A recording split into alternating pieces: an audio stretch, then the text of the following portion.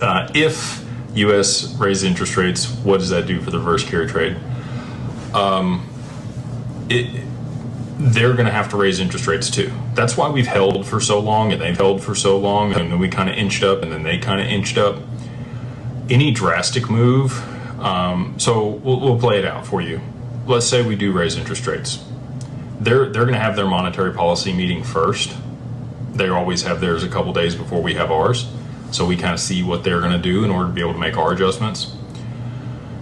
If we raise interest rates, that's going to strengthen our currency against their currency. Their currency is already weakening against the dollar. It would become untenable for them to service debt and do other things if we raise interest rates and raise our value of our currency versus theirs. It puts them in an even worse position and causes them to have to raise interest rates. If we lower interest rates on our side, that could work.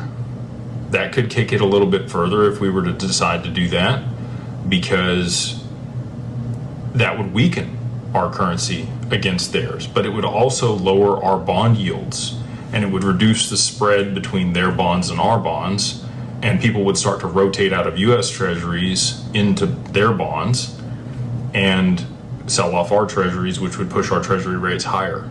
So they're in a catch-22.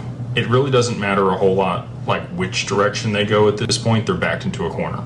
They can't print more money. They can't move interest rates.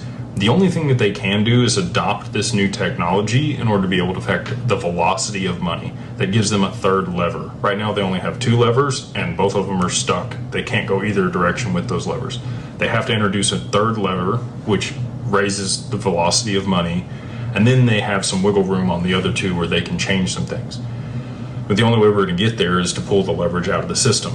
So I think they're going to be as controlled as they can be with this deal, and that's why I think that the timing matters so much, and we haven't seen anything move. They got to make sure that all of these pieces and dominoes are in place in order for this to move as smooth as it can into this new paradigm.